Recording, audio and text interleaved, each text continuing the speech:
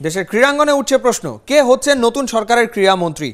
ক্রীড়া সংগঠকদের মনে জল্পনা কল্পনা, আগের মতোই কি ক্রীড়াঙ্গনের বাইরের কেউ পাচ্ছেন ক্রীড়া মন্ত্রণালয়ের দায়িত্ব, নাকি ক্রীড়াঙ্গনের অভিভাবক হচ্ছেন খেলাধুলা অঙ্গনেরই কেউ?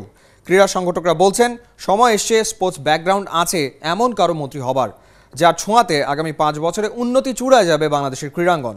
গোপাল নন্দী রিপোর্ট।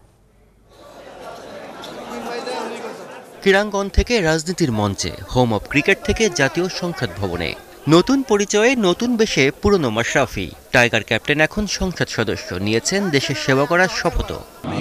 যে কর্তব্যভার 290 জন সংসদ সদস্যের শপথের মধ্য দিয়ে যাত্রা শুরু হলো একাদশ জাতীয় সংসদের, যেখানে উপস্থিত দেশের ক্রীড়াঙ্গনের সাথে সরাসরি যুক্ত এমন অনেক হেভিওয়েট ব্যক্তিত্বরা আছেন। ক্রিকেট বোর্ডের সাবেক সভাপতি সাবির হোসেন চৌধুরী, বিসিবির বর্তমান প্রেসিডেন্ট নাজমুল হাসান পাপন, সাবেক ফুটবলার বাফুফের সিনিয়র সহসভাপতি সালাম মুর্শেদি, বাফুফের সহসভাপতি কাজী নাবিল আহমেদ, বাংলাদেশের প্রথম টেস্ট কাপ্তান নাইমুর রহমান দুর্জয়ের সাথে হালের ক্রেজ মাশরাফি বিন মোর্তজাও।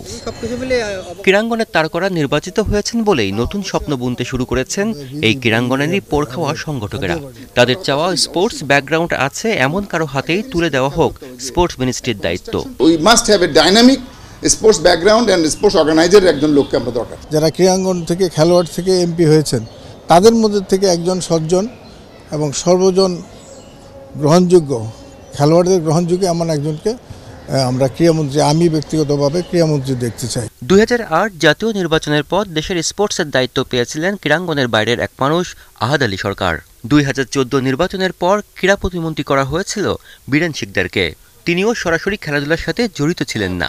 দেশের ক্রীড়াঙ্গনের কৌতূহল এখন এবারে কি হবে, যিনি হবেন তার কাছে কি প্রত্যাশা থাকবে? মেডেল পাবে না, পার্টিসিপেট করার দরকার নেই, এই মন মানসিকতা থেকে উঠে আসতে হবে।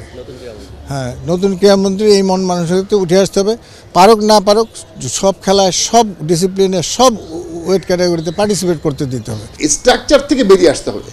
আমাদের দরকার এখন মাঠ এবং ট্রেনিং, মাঠ, more field, more training and to organise more competitions. তাইলে দেখবেন চেহারা 4 বছরে পাল্টে যাবে। আগামী সপ্তাহে নতুন মন্ত্রিসভার শপথ অনুষ্ঠান।